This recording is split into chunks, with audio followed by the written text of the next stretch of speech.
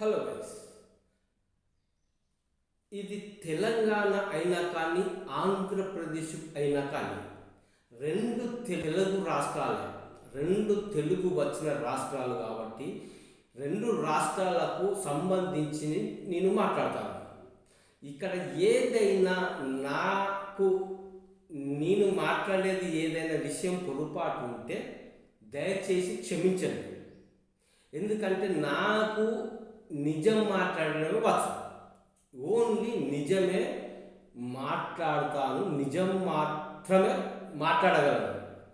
ఇక్కడ ఎవరికి కానీ, ఏ నాయకుడు కానీ, ఏ అధికారి కానీ, ఎవరైనా కానీ అది చిన్న పెద్ద తారతమ్యం లేకుండా పలుకుబడి ఉండి లేని ఎవరైనా కానీ నాకు ఎవరితోనూ సంబంధం లేదు. ఇక్కడ నేను తెలుగు రాష్ట్రాలను ఉద్దేశించి మాట్లాడుతున్నాను. ఎందుకంటే మన బాగు కోసం, మన భవిష్యత్తు కోసం మాట్లాడుతున్నాను. మన భవిష్యత్తు చక్కదిద్దుకోవడానికి మాత్రమే మాట్లాడుతున్నాను. ఇక్కడ మాట్లాడుకునేది రేపు జరగబోయేది ఏదైనా కానీ ఎట్లయినా కానీ ఉండదు. కానీ మనము చాలా పొరపాటు చేస్తున్నాము కదా, అవుతుంది, పొరపాటు అవుతుంది. ఎలా అవుతుందంటే ఈ సోషల్ మీడియా వల్ల ఒకటి నిజమై ఉంటే దాన్ని అబద్ధం చేస్తున్నారు, అది అబద్ధమై ఉంటే నిజం చేస్తున్నారు. ఈ సోషల్ మీడియా ద్వారా చిన్న చిన్న పిల్లగాళ్ళు, అంటే మామూలుగా రేపు మాకు ఓటు వచ్చిన వాళ్ళు, నిన్న మొన్న ఓటు వచ్చిన వాళ్ళు ఎవరైతే ఉంటారో వాళ్ళకేం తెలియదు. దాదాపుగా ఒక ముసలి వ్యక్తులో లేకపోతే ఒక 40 ఏళ్ళ వ్యక్తులో వాళ్ళు ఇప్పుడు మనం గత కొన్ని సంవత్సరాల నుండి ఎన్నుకోబడుతున్న నాయకులు, అది తెలంగాణ కానీ ఆంధ్రాన కానీ ఎన్నుకోబడుతున్న నాయకులు, ఓడిపోయిన నాయకులు, గెలిచిన నాయకులు అందరికీ నేను ఉద్దేశిస్తున్నాను. ఇక్కడ ఎవరు అనేది ఇక్కడ ఒక వ్యక్తిని తీసుకోవట్లేదు, ప్రతి ఒక్క వ్యక్తికి గుణగణాలు మనము ఇప్పుడు యంగ్ వయసులో ఉన్న వాళ్ళు చూడకపోవచ్చు, వాళ్ళ గురించి తెలియకపోవచ్చు. ఎందుకంటే వాళ్ళ భవిష్యత్తు అంతకు ముందు క్రితం చదువు మీద వాళ్ళ దృష్టి ఉన్నది కాబట్టి వాళ్ళకు తెలియదు. కానీ తెలిసిన వాళ్ళు, వాళ్ళ తల్లిదండ్రులు కానీ, ముదుసలు, నాయనమ్మ, అమ్మ, వీళ్ళందరూ ఉంటారు కదా. ఒక కుటుంబంలో ఒక అబ్బాయి ఉంటే ఆ అబ్బాయికి 19 ఏళ్ళు ఉంటే, ఒక ఏడాది కిందనో 6 నెలల కిందనో ఓటు హక్కు ఉంటే ఆ వ్యక్తికి ఏం తెలియదు. కానీ తల్లిదండ్రులు ఉంటారు, వీళ్ళ ముసలోళ్ళు ఉంటారు, వీళ్ళందరూ కొన్ని సంవత్సరాల నుండి ఏ నాయకుడు ఎలాంటి వాడు, ఏ నాయకుడు ఏం చేయగలుగుతాడు, ఏ నాయకుడు ఏ విధంగా చేసిండు, ఏ నాయకుడు ఏమి చెయ్యకుండా మోసం చేసిండు, ఇవన్నీ మనము ఆల్రెడీ మనం చూసే ఉన్నాము. అది తెలంగాణ కానీ ఆంధ్రాన కానీ ఏదైనా ఒకటే. నాకు తెలుగు వచ్చు కాబట్టి తెలుగే మార్పు అని చెప్తాను. దేశ గురించి చెప్పాలంటే నాకు అన్ని భాషలు రావు. ఇక్కడ ఇన్స్పిరేషన్ తీసుకోవాల్సిన అవసరం ఖచ్చితంగా ప్రతి ఒక్క వ్యక్తికి ఉన్నది. మనము చెప్పాల్సింది ఏంటంటే, మీద సెల్ ఫోన్ పట్టట్లేదు, మీకా తెలియదు, ఏదో వార్త మీరు టీవీలో వింటున్నారు, ఆయన సప్లై కొంటున్నారు, ఆయన ప్రజలారా ఇది అది అని అంటే ఆయన వీళ్ళకు నాయకుడు వస్తే ఆయన ఆ నాయకుడికి జై కొడతాను, ఈ నాయకుడికి జై కొడతాను. ఓ 60 ఏళ్ళ ముసలమ్మ ఉంటే అబ్బో ఈ 10 మంది మాటలు విని ఆ 10 మంది మాటలు నిజమే అని నమ్మి ఈ నాయకుని వెనుక, ఈ నాయకురాలు వెనుక వందల వేల మంది ఉన్నారు, ఈ నాయకురాలే మంచిది కావచ్చని ఓటేసుడు పొరపాటు. ఇక్కడ ఎవరిని ఉద్దేశించి అనట్లేదు, ప్రతి ఒక్కరిని అంటున్నాను. నాయకత్వ లక్షణాలు ఉండి నాయకులుగా ఎన్నుకోబడి నాయకులుగా ఓడిపోయి ఉన్న ప్రతి ఒక్కరిని నేను ఉద్దేశించి అంటున్నాను. మీరు కనుక కరెక్ట్గా మీ మెదడును కరెక్ట్ పెట్టుకొని మీరు ఉద్దేశించి ఓటు వేయాల్సిన అవసరం మీకు ఖచ్చితంగా ఉన్నది. అది సారీ, అది ఎవరైనా కానీ ఏదైనా కానీ ఎటువంటిదైనా కానీ ప్లీజ్ దయచేసి ఎటువంటి మభ్యపెట్టే మాటలు వినకండి. ఎటువంటి ప్రచారాన్ని మీరు దృష్టిలో పెట్టుకొని విని ఓటు వేయడానికి సిద్ధంగా ఉండకండి. ఎందుకంటే ప్రచారం చేసేది అసలు కాదు, నిజము కాదు, అబద్ధ ప్రచారాలు 100కి 80% అబద్ధపు ప్రచారాలే సమాజంలోకి వస్తున్నాయి. ఇది నిజం.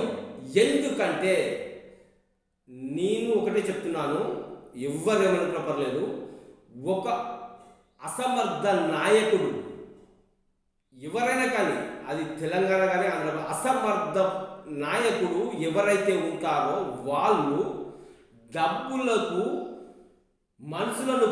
డబ్బులిచ్చి మనుషులను కొనుగోలు చేసి సోషల్ మీడియా ద్వారా అబద్ధపు ప్రచారాలను, అంటే తనకు ఆపోజిట్లో ఉన్న నాయకుని మీద కావచ్చు, పార్టీ మీద కావచ్చు, దేశం మీద కావచ్చు, ఏదైనా కావచ్చు, అబద్ధపు ప్రచారాలు. ఒక్కొక్క వీడియో ఇప్పుడు ఒక నాయకుడు ఉంటాడు.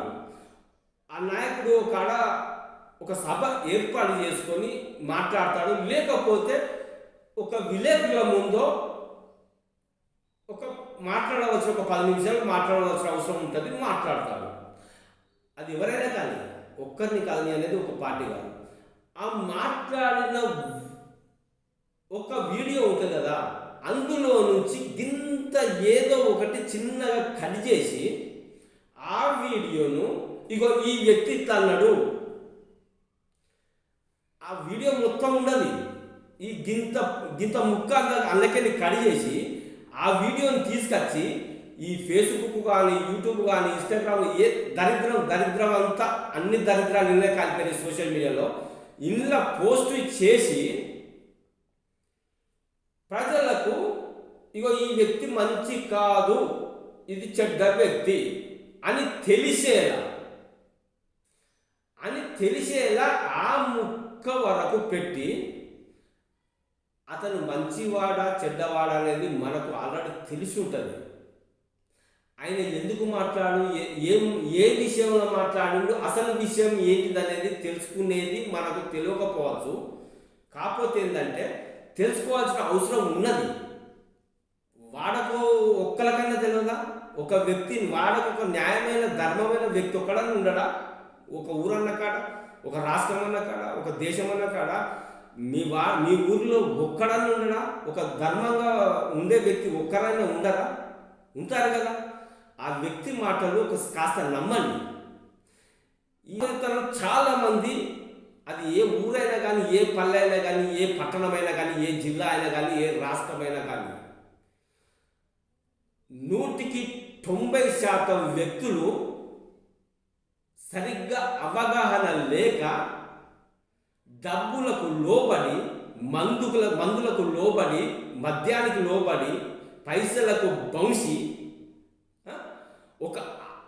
అసలు ఆ సింహాసనం మీద కూర్చునే అర్హత లేని వ్యక్తులను, ఎవరైనా కావచ్చు, అక్కడ ముఖ్యమంత్రి ప్రధానమంత్రి నుంచి వెళ్ళి ఒక వార్డు మెంబర్ దాకా, నేను చెప్పేది వార్డు మెంబర్ నుంచి వెళ్ళి మన ఇండియాలో వెళ్ళే ప్రధాని దాకా, సింహాసనం మీద కూర్చునే అర్హత లేని వాళ్లకు డబ్బు ఉండడం వల్ల ఆ డబ్బుతోటి వాళ్ళను ప్రజలను మభ్యపెట్టి ఓట్లేయించుకొని గెలిచి ఒక ఊరిని, ఒక మండలాన్ని, ఒక జిల్లాను, ఒక పట్టణాన్ని, ఒక రాష్ట్రాలను సర్వనాశనం చేయడానికి సిద్ధంగా ఉన్నారు.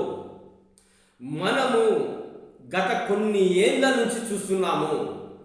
నాయకుడు ఒక 4 ఉంటే ఆ నాయకులలో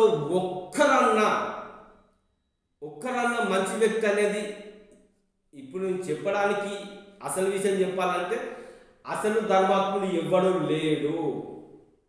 కానీ కాస్తో కూస్తో మంచి చేసేవాడు ఒక్కడని ఉండడం నలుగురిట్లో. మంచి చేసే వాళ్ళు నలుగురిట్లో ఒక్కరు ఉంటారు కదా.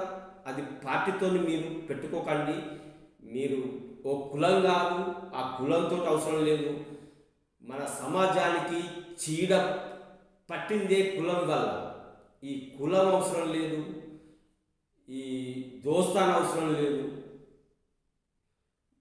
ఆ నలుగురిట్లా ఒక్కడు మంచి చేసే ఉద్దేశం కలిగిన వాడు ఒక్కడు సగానికి సగము లేకపోతే ముప్పాల వంతో మంచి చేసే క్యారెక్టర్ ఒక్కరికైనా ఉంటుంది. అందులో అతన్ని గెలిపించుకోండి. ఇక్కడ పార్టీ అనేది పక్కకు పెట్టండి, వ్యక్తులను పక్కకు పెట్టండి, కులాన్ని పక్కకు పెట్టండి.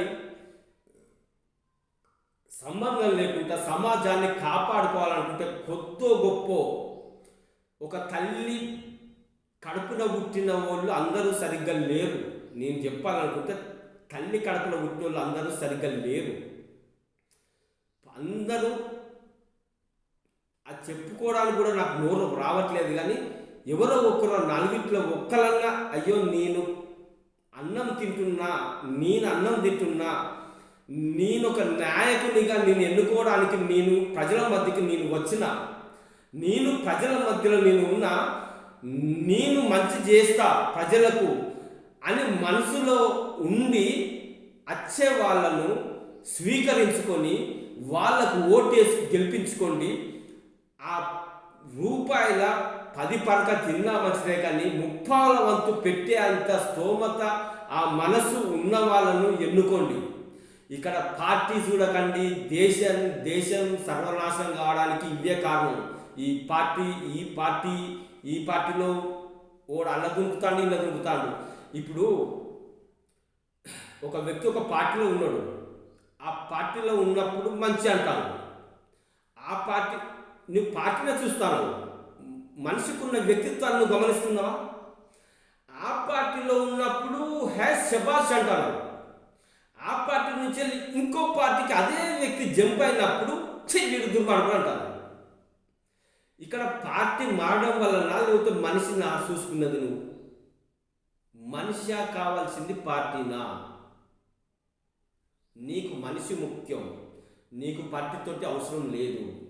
మనిషి ఏ పార్టీలో ఉన్నా ధర్మంగా ఉండగలిగిన వాడిని ఎన్నుకోండి. ఏ పార్టీ అవసరం లేదు. ఇక్కడ కేవలం ధర్మానికి కట్టుబడి కాస్తో కూస్తో మంచి చేసే వ్యక్తిని ఎన్నుకోవాల్సిన అవసరం ఖచ్చితంగా ఉన్నది. కష్టపడ్డ వ్యక్తులు ఉంటారు, సకలం చూసిన వాళ్ళు ఉంటారు. ఈ నాయకులు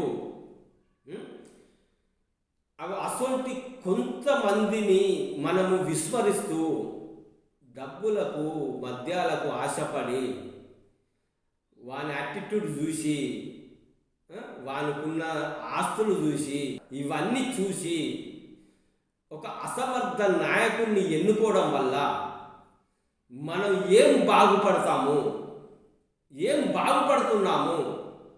ఇప్పటి వరకు కూడా స్వాతంత్రం వచ్చిన కాలం నుంచి వెళ్ళి ఇప్పటి వరకు కూడా సరైన పాలన నడుస్తలేదు. ఈ ఏది ఉన్నా కానీ ఒక లంచగొండులు, ఒక అక్రమార్కులు, ఒక దుర్మార్గులు